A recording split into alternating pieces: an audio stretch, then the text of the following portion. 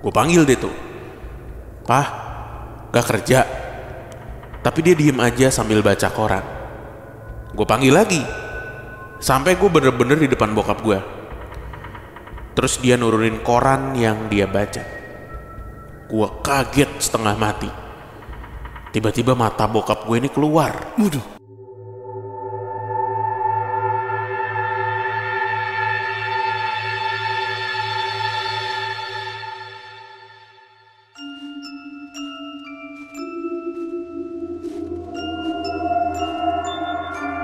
Assalamualaikum warahmatullahi wabarakatuh. Shalom. Om Swastiastu. Namo Buddhaya. Salam kebajikan. Selamat datang kembali di podcast Malam Kliwon episode 636.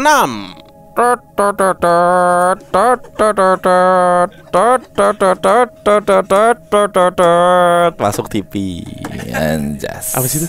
Itu yang bocah. Oh, suara mulut, suara trompet. Itu ada istilahnya, kalau nggak salah namanya tuh melodi bacot. Nah, itu dia. Selamat pagi, siang, sore, malam teman Kliwon. Semoga sehat selalu dan lancar rezekinya. Amin. Saya lagi berbangga diri. Kenapa? Karena saya akhirnya bisa 2 minggu tidak melakukan sesuatu. Bingung gue nyamber ya.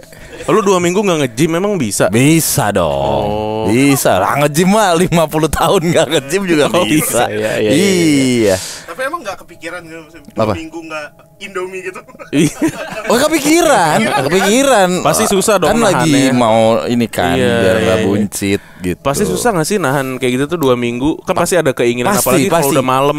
Biasanya itu Iya di kan? hari, karena rutinitas saya dulu 3 hari sekali, 2 hari sekali itu nggak apa-apa makan Indomie. Oh. Nah sekarang kita coba tahan. Nah, di hari kelima guling-gulingan gua kalau pas lagi tidur gitu. Saking pengennya pengen banget makan Indomie rebus. malam, soalnya anak gua makan Indomie. Iya, Baunya Indomie kan bener-bener bener, kita bener. kayak bulldog jadinya, bisa langsung ngendus dari mana aja gitu. Paling susah tuh nahan kalau udah malam terus hujan. Ah itu. Ya kan dingin. Kalau saya kalau makan Indomie nggak ada waktunya. Ini abis podcast gitu Bisa aja. Bisa aja. Jalan ke dapur langsung makan Indomie. Kalau saya mah nggak butuh hujan begitu. Kapan jadi orang pengen mah. Proses masaknya cepet juga ya. Oh sekar. Iya, emang kelihatan lah, nggak usah lama-lama. Kelihatan, nggak perlu lama-lama kayaknya. Bener, namanya harus efisien. Guys, tapi ini bukan soal Indomie. Soal ya. Orang-orangin kita. Oke, kita akan kembali membacakan cerita kiriman dari teman-teman Kliwon yang sudah dikurasi oleh Gibran ya. Ya. Ini cerita yang cukup panjang sepertinya ya. Kiriman dari seorang teman Kliwon. Belum tahu ya domisili dari mana. Kita bacain aja. Halo Bang Bimo dan Bang Danu. Sebelumnya thank you banget udah bikin PMK. Gue senang banget dengerin PMK, berasa lagi dengerin obrolan di tongkrongan. Gue sebenarnya punya banyak banget cerita-cerita seru yang berkaitan sama makhluk-makhluk astral. Cuma tadinya gue malas ngetik atau ngirim cerita ke podcast-podcast gitu. Tapi karena gue seneng sama pembawaannya PMK, ya udah gue putusin buat ngirim ke sini aja. Oke, langsung aja ya. Gue mulai dari salah satu cerita yang sampai sekarang gue gak bakal lupa, yaitu cerita di rumah gue pertama pindah ke Jakarta. Lu semua pasti tahu salah satu komplek perumahan yang terkenal di daerah Jakarta Selatan. Gue kaget banget, belum lama ini gue nemu rumah gue ini dijual di salah satu marketplace. Dari sini gue jadi nostalgia. Soalnya di marketplace ini difotoin isi rumahnya. Gue sih udah pindah dari sana tuh udah lama banget. Tapi gue pindah bukan karena horor. Gue pindah gak terlalu jauh dari daerah itu dan masih satu kawasan juga. Jadi kadang gue iseng lewat situ. Itu rumah sering banget gonta-ganti pemilik. Banyak kejadian-kejadian aneh di rumah ini. Jadi dulu yang tinggal di sini tuh keluarga gue sama keluarga tante gue. Sering banget ada yang manggil nama gue. Tapi pas di rumah gak ada orang. Ataupun sekalinya ada orang, ya pas gue tanya kenapa manggil, seringnya mereka gak ngerasa manggil gue. Gue pernah lagi main petak umpet sama saudara. Tiba-tiba di jalan antara ruang tamu ke ruang keluarga ada pocong tiduran. Gue waktu itu masih SD, dan emang dari kecil biasa ngeliat yang gak kelihatan orang gitu, karena keturunan dari keluarga nyokap gue. Sumpah, gue dulu salut banget. Gue gak takut sama sekali. Gue samperin tuh pocong. Awalnya tuh pocong merem. Mukanya gelap banget, kayak gosong, retak, dan rusak gitu. Pas makin dekat gue ke si pocong, tiba-tiba dia melek nengok ke gue. Matanya merah, nyala gitu. Dari situ gue gak inget apa-apa, karena gue pingsan ternyata. Yang sering diganggu tuh gak cuma gue. Dari suster, pembantu, sampai satpam komplek pun sering lihat ada si pocong itu di halaman rumah gue. Sama mereka sering ditampakin makhluk hitam, gede, setinggi balkon di depan rumah gue. Ada lagi nih yang bener-bener gue inget di rumah ini. Jadi waktu itu gue lagi turun tangga, dan biasanya kalau weekdays bokap gue kerja ya. Nah ini gue ngeliat bokap gue lagi duduk di sofa di ruang keluarga. Jadi ini posisi si sofa ruang keluarga tuh sebelahan sama tangga. Jadi kalau gue turun di anak tangga terakhir, itu langsung ngadep sofa. Gue panggil dia tuh, "Pah, gak kerja?" Tapi dia diem aja sambil baca koran. Gue panggil lagi, sampai gue bener-bener di depan bokap gue. Terus dia nurunin koran yang dia baca. Gue kaget setengah mati. Tiba-tiba mata bokap gue ini keluar. Waduh. Meleleh gitu. Terus lidahnya jatuh menjulur panjang banget sampai ke bawah sofa. Wah gila tuh, gue langsung lari nyari nyokap gue. Wah sering banget pokoknya setan-setan di sini tuh menyerupai orang rumah. Tapi yang kejadian paling aneh itu kejadian santet suster yang kerja di rumah gue. Dia tahu-tahu sakit, kayak sakit cacar gitu. Bau banget. Dan selalu mengeluh kulitnya tuh panas. Udah berobat berkali-kali, tapi kayaknya gak membaik. Lukanya malah ada yang sampai gede banget, kayak melepuh. Tapi isinya nanah gitu. Ini persis banget kayak di film-film azab lah, kalau teman-teman pernah nonton ya. Sampai akhirnya kita manggil semacam kiai atau apalah itu. Terus kita semua ngaji di kamar suster, dipimpin sama si Pak Kiai ini. Si suster ini kepanasan. Ya tipikal orang-orang kalau di ruqyah lah. Jejeritan gitu sambil muntah-muntah. Tapi ini tuh dia sampai muntah darah. Kata Pak Kiai, ini mah ada yang gak suka nih sama si suster. Terus Pak Kiai ini nyuruh si suster buat minum air yang udah didoain sambil ditekan beberapa bagian badannya, kayak di batang leher, kepala, kaki, tangan, gitu-gitulah pokoknya. Di tengah ritual ruqyah ini, tiba-tiba kita semua kaget banget. Dari tembok kamar si suster ini keluar darah. Ini bener-bener out of nowhere, ngerembes darah gitu. Kita semua ketakutan, tapi tetap nerusin pengajian dan ritual ruqyah. Setelah diusut, ternyata yang mengirim santet ke suster ini itu temannya dia, Mbak yang pernah kerja sama keluarga gue juga. Dia sakit hati sama si suster karena emang suster ini kalau ngomong suka nyakitin hati. Pantesan si Mbak ini tiba-tiba ngundurin diri pas abis berantem sama si suster. Tapi sampai ngirim santet sih niat banget ya. Setelah kejadian itu, suster beneran sembuh dan dia izin buat pulang kampung aja. Pak Kiai juga bilang, rumah gue tuh banyak banget penghuninya. Katanya sih ini penghuni yang emang dari dulu tinggal di rumah gue.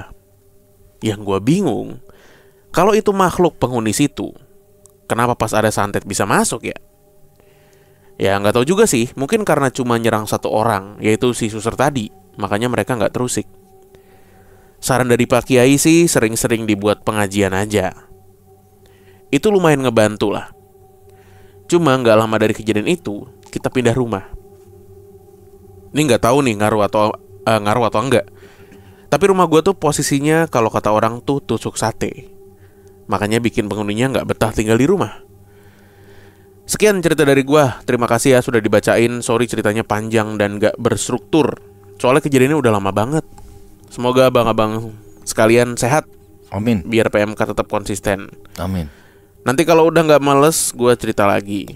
Soalnya selama di Jakarta ini gue udah 5 kali pindah rumah, dan selalu ada cerita di setiap rumah. Sukses selalu ya PMK. Komplek apa ya? Susah juga nih. Keluhnya cuman salah satu komplek perumahan yang terkenal di daerah Jakarta Selatan. Si 1, 2 tuh. Enggak lah, Pim lah. Pondok Indah lah. Belum tentu juga, banyak bro. Kan paling terkenal. Top of mind itu ya. Iya. Sekarang mah banyak Kali banget. ini Puri Lenteng Agung itu enggak. Nah itu. Kalau ngomongin yang terkenal aja ya gitu. Masalahnya faktor yang mendukung tuh banyak. Ada suster, ada mbak. Ya udah ada suster. Mungkin untuk bapaknya ya, kalau suster ya. Terus Apa ada nih? mbak juga. Itu kan tadi ada pembantu, Oh. ada suster gitu. Suster mungkin buat ya nggak tahu juga ya. Mungkin ya buat orang Buat yang orang udah tua lansia sepuh, gitu. heeh. Nah berarti ini bukan rumahnya ya? Atau rumahnya? Maksudnya yang horor. Rumahnya banyak penghuni, ada macam-macam. Terus ada santet. Berarti Terus dua kejadian yang berbeda kan. Diperparah kali ya. Dua penyebab yang berbeda lah. Iya, diperparah dengan kejadian si santet ke mbaknya ini. Iya. Cuma emang indikator rumah ini besar tuh dari situ tadi ya. Makanya. Dari ada mbak, ada suster, ada tukang kebun, Nah. sama driver, Itu maksudnya. sama satpam. Itu maksudnya. Kalau udah Tadi. pembagian job desa tertata seperti itu, tidak mungkin Nggak sobat mungkin. UMR. Nggak mungkin. Dan Nggak mungkin. yang paling mengesankan adalah pendengar PMK. Itu dia. Dengar PMK mah kaya bro. Buktinya abis ini pada join subscription. Nah, Ya nggak usah gitu lagi. Oh, iya. Masuk TV lagi ntar. iya. Gitu. Keren nih masnya nih. Di Jakarta 5 kali pindah rumah. Gila, gue punya rumah satu aja belum. Karena ya itu karena bosen. Bosen pindah. Apa, kelomang lu. Iya bener, bisa ditinggal. Iya, bosen. Pindah. Gitu. Jangan nanti ini lagi. Apa? Nyanyi kalau kelomang. Itu WAOD. Siapa ya WAOD? Raim. Raim lah Ode. Kawa udah. Oh iya, salah marga. Wih, kemarin kan gua ke Garut ya. Terus Kenapa gua gatel? Garut. Apa ke Garut? Terus Banyak orang pemandian air panasnya kan ada ya di sana kan. Enak banget gua mandi air panas, gua kayak wah OTW steam kerapu. Anjing berasap-asap gitu, norak banget gua. Norain. Wah, ya terus wah enak banget. Itu salah satu yang tidak pernah gue lupakan. Karena terakhir kali gue di Gucci itu mandi air panas, gue kena cacar ular. Nularin gak ya? Nular itu anjing. Goblok. Maksudnya lu lagi kena atau kena di situ? Wah, pantesan orang Selawi waktu itu gatel-gatel tuh. Iya. Iya, tiba-tiba angka penjualan herosin naik. Oh, pantesan tuh Selawi. Mana ada beritanya tuh, Le? Jadi Cacar ular. nah, anjing orang ini udah 2014 anjir. Nah di 2015 ya ada berita itu. Cacar ular di Selawi. Ya itu. Sian tuh orang-orang Gucci. Jadi waktu itu ceritanya gue mau touring, terus ya gue belanja dulu sama bini gue. Sekarang bini gue tuh meluk naik motor kan, meluk tuh agak kenceng gitu. Wah tiba-tiba gue sakit, gue nuduh dia. Jangan kenceng-kenceng nih, gue internal bleeding gitu. Oh, ini lu udah bercerita nih, aneh. Iya. Aneh emang lu. Taunya itu cacar ular. Wah anjir, penyakit penjara taunya anjir. Iya. Iya, bener. Iya. Dan ternyata tuh kalau ngelingker bisa bikin mati ya. Dulu mitosnya gitu. Mitosnya gitu. Kayak main snake. Iya ya. Kalau sampai melingkar Bener. mati. Udah lah, gue ke Gucci belerang kan. Wah ini berharap sembuh kali kan, gatel banget ya. Goblok. Nah kita nggak ada yang tahu. Kalau misalnya pemandian air panas belerang kan orang punya tujuannya masing-masing. Yang pasti kulit. Iya itu dia. Makanya orang-orang jampes biasa tuh ada tuh. Kok jampes? Iya beneran. Oke. Orang-orang yang punya penyakit kulit gasak gosok.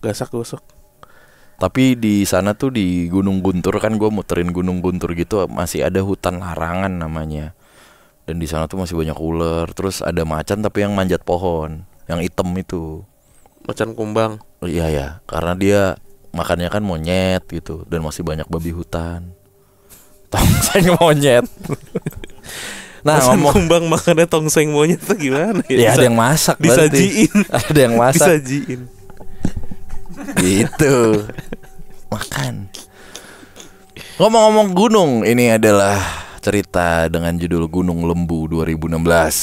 Halo PMK dan teman Kliwon, nama saya tolong disamarin aja ya. Sebut sajalah namanya Ian. Saya mau cerita pengalaman saya untuk pertama kalinya naik gunung bersama beberapa teman saya.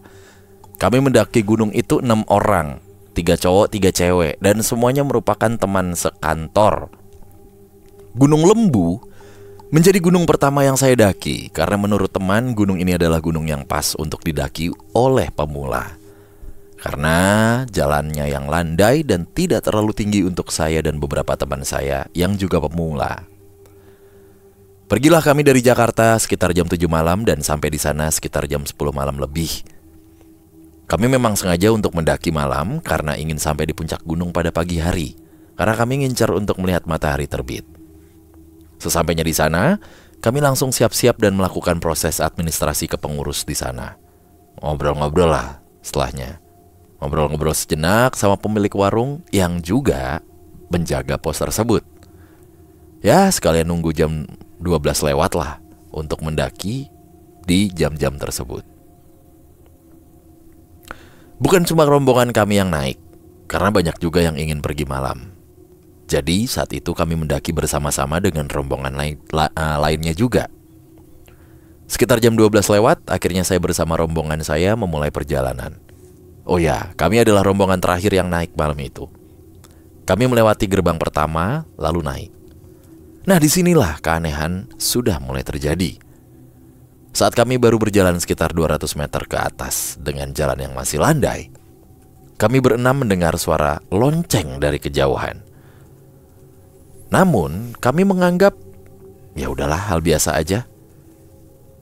Lalu tak lama kemudian, kami berenam pun melihat seorang laki-laki menggunakan topi caping yang sedang membawa kerbau.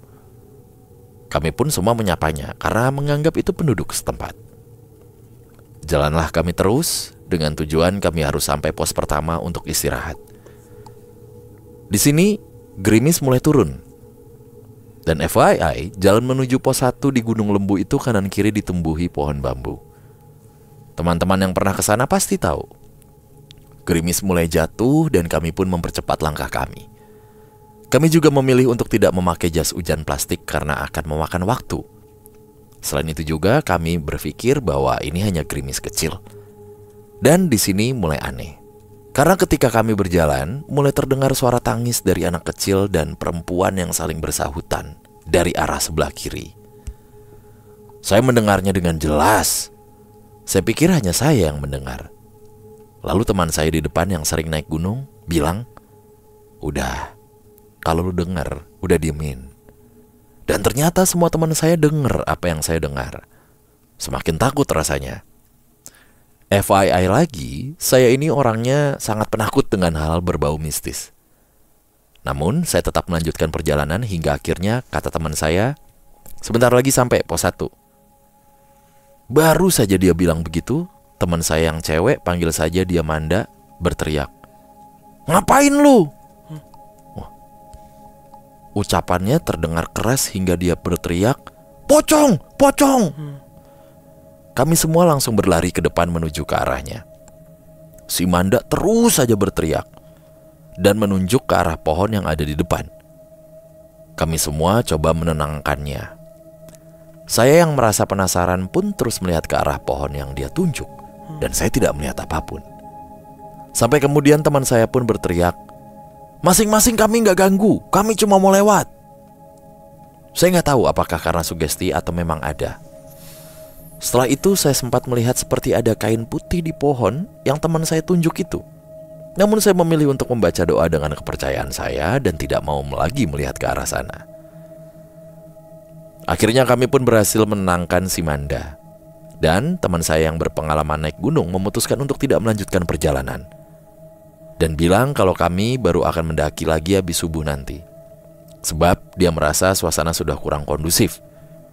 Kami semua pun akhirnya turun melewati jalan yang kami lewati tadi. Sesampainya pos yang juga warung tadi, kami pun duduk. Lalu penjaga menanyakan kepada kami, "Loh, kenapa kalian balik lagi?" Teman saya menjawab, "Iya pak, ada yang kurang sehat. Teman saya nih, kayaknya kami naik habis subuh aja deh."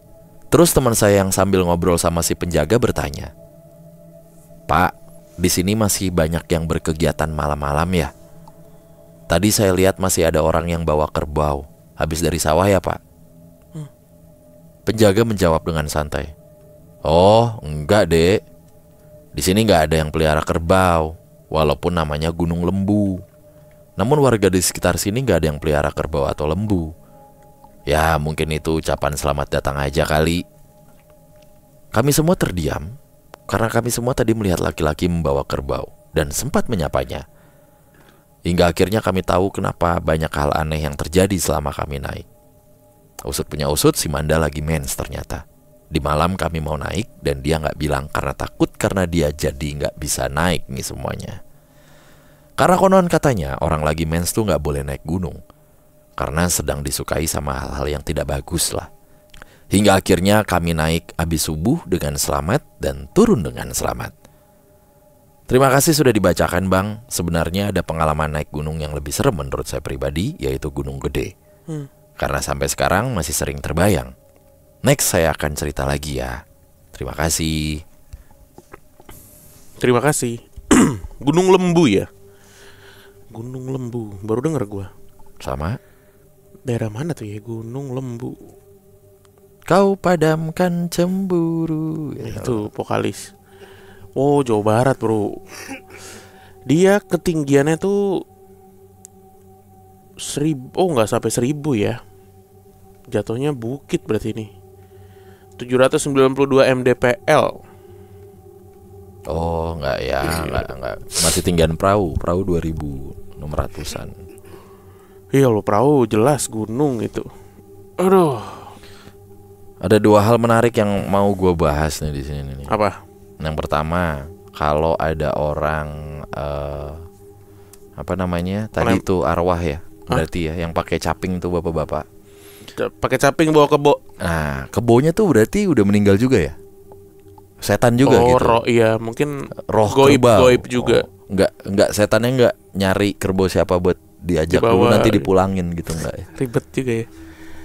Harusnya sih dua-duanya gaib. Ya kan? Mungkin itu salah satu faktor kenapa disebut Gunung Lembu. Karena suka ada penampakan orang bawa kerbau gitu. Bisa. Iya kan? Iniannya ya. Tapi tadi bapaknya tidak mengiyakan itu tuh. Gue tadi berharap juga seperti itu jawaban si penjaga harusnya ya, pos itu. Idealnya begitu. Idealnya begitu. Cuman kan Patrick Kluivert tidak memainkan sepak bola ideal. Gitu. Jangan Patrick. Gue mah megang Om Ade Bibir aja lah daripada Patrick. Sama yang kedua tuh sebenarnya nih jadi serius sih. Karena kan kalau mens tidak boleh naik gunung, tapi ini kan tetap naik nih dia nih paginya. Maksud gue harusnya lebih spesifik, jangan naik kalau malam gitu. Orang dia selamat juga kok si Mandanya naik turun dengan selamat, berarti kan bukan menjadi sebuah larangan gitu naik gunung ketika datang bulan gitu atau menstruasi. Tapi mungkin terlepas dari faktor non medisnya ya. Kalau menurut gue sih kenapa nggak boleh naik gunung pas lagi datang bulan tuh karena kram kan perut ya. Perut suka kram gitu ya. Terus juga ini loh, buangnya di mana? Iya. Itunya, kebersihannya. Iya, faktor sanitasi. Tapi kalau faktor ya itu mitos-mitosnya tadi berarti kudu dipersempit gitu. Tidak boleh naik kalau malam berarti. Tadi siapa yang teriak-teriak itu? Ngapain Manda. lu gitu, Manda? Mungkin sebelumnya Manda melihat temennya nih lagi gerak-gerak gitu kali, lagi gini-gini. Terus Manda, ngapain lu? Kesel. Lagi break dance. Nah, kayak gitu. Ayo. Tiar dihancurin. Dihancurin. Itu. Mobil-mobil dibanting.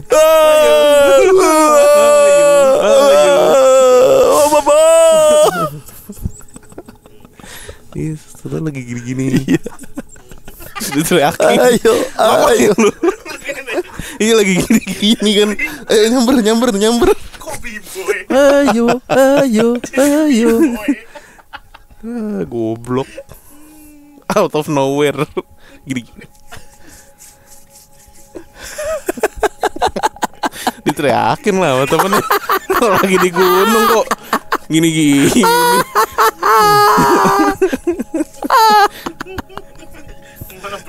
Kok malah break dan Iya, ngapain lu? aduh. Aneh. Aduh. Ya, terima kasih ya. Manda. Bukan lah. Terima kasih teman Kliwon yang sudah berbagi cerita, berbagi pengalaman. Iya. Terima kasih juga buat yang sudah menonton dan jangan lupa untuk join subscription. Apa sih namanya? Membership. Oh, iya. Membership. Jangan lupa join membership ya. Ya. Kita ketemu lagi di episode berikutnya. Dadah.